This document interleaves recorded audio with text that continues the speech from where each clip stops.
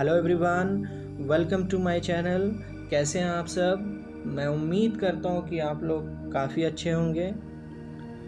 तो चलिए हम लोग शुरू करते हैं। वोकैब के सीरीज़ को कंटिन्यू करते हैं हम लोग। और हमारा जो प्रीवियस ईयर वोकैब है, 5 शब्द डेली सीखेंगे हम लोग, उसे याद करने की कोशिश करेंगे। और अगर पहली बार इस चैनल पे आए हैं तो ज़रूर इसे लाइक करें, सब्सक्राइब करें और शेयर करें। डेफिनेटली इससे हमें बहुत ही बूस्ट मिलता है। तो चलिए शुरू करते हैं। पहला शब्द है हमारे सामने डिलीनिएट। तो डिलीनिएट का अर्थ क्या होता है? टू डिस्क्राइब और draw something in great detail. Great detail में ऐसा नहीं है कि हम सिर्फ कह दिया, उसे नहीं समझ में आया, वैसा नहीं।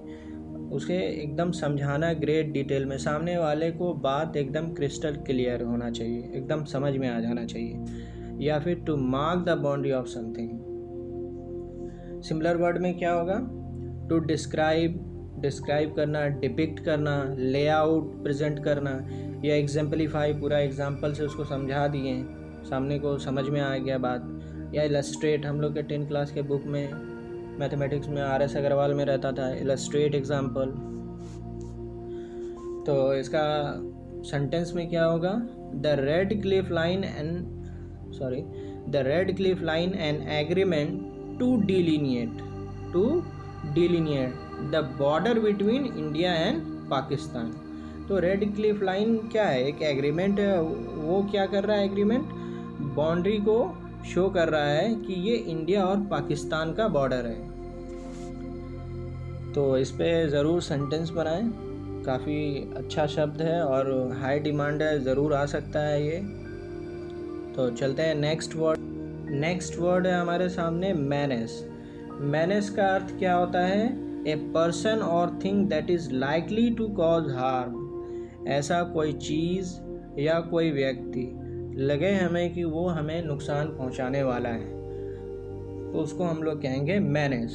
या फिर इसका सिमिलर वर्ड में क्या हो सकता है? डेंजर, थ्रेट पोज कर रहा हो, पैरल में हो, या जेपेडी। दोनों इम्पॉर्टेंट शब्द है ये, पैरल और जेपेडी। या रिस्क, सामने वाला रिस्क हमको दे रहा हो। एग्जाम्पल के लिए हम लोग क्या देखेंगे? A man who drive fast is a menace to other people. जब हम लोग गाड़ी तेज चलाएंगे तो सामने वाले को हम लोग क्या पोज कर रहे हैं? थ्रेट पोज कर रहे हैं। उसको डर लगेगा कि हाँ जरा सा भी मिस्टेक होगा तो अपने तो जाएगा, और बाकी आप लोग समझ रहे हैं।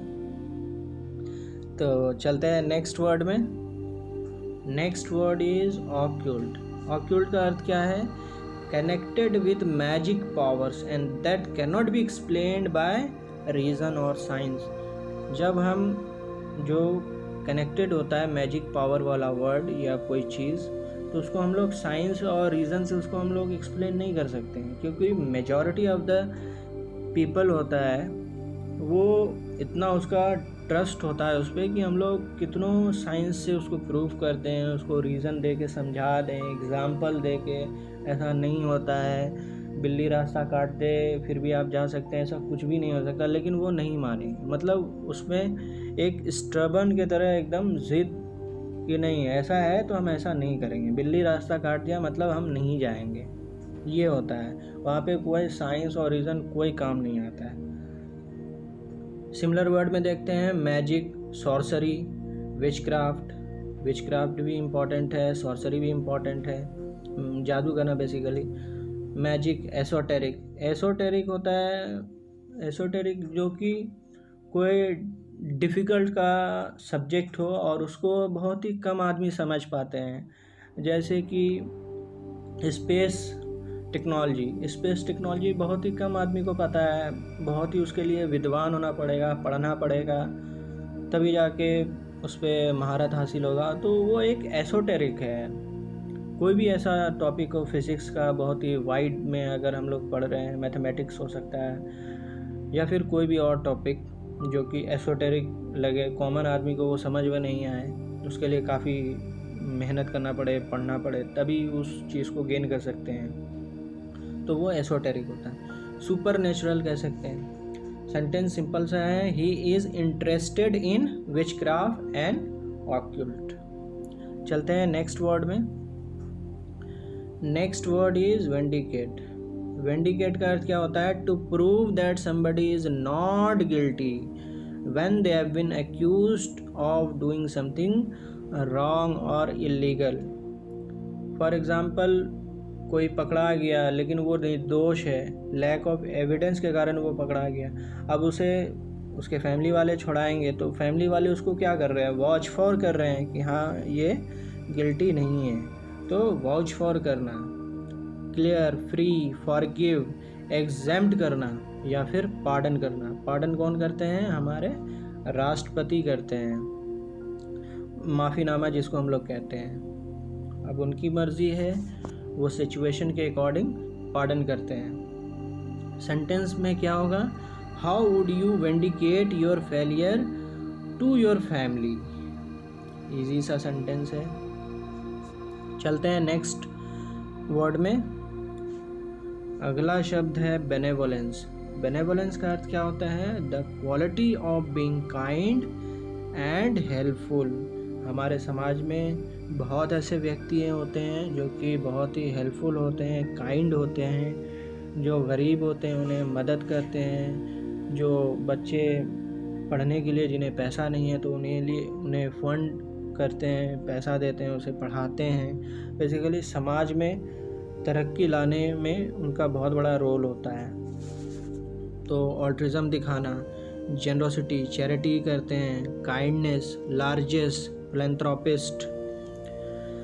तो सेंटेंस में देखते हैं, corporate benevolence is a shrewd investment. तो जब कॉर्पोरेट वाले चैरिटी करते हैं तो उसके अंदर एक छुपी हुई श्रूड इन्वेस्टमेंट होता है। वो इन्वेस्ट तो कर रहे हैं लेकिन उसका लॉन्ग टर्म प्लान है, उससे उसका कंपनी का नाम होता है कि इस कंपनी ने इन्वेस्टमेंट किया। तो ये एक, अगर ऐसा कोई इंटेंशनली कर रहा है ये बात तो वो गलत है, बेनेवोलेंस का वो गलत फ़ायदा उठा रहा है।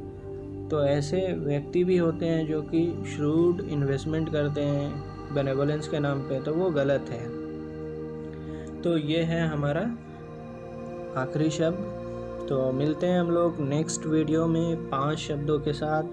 नए शब्द हम लोग सीखेंगे डेली 5। तो हम लोग डिस्कस कर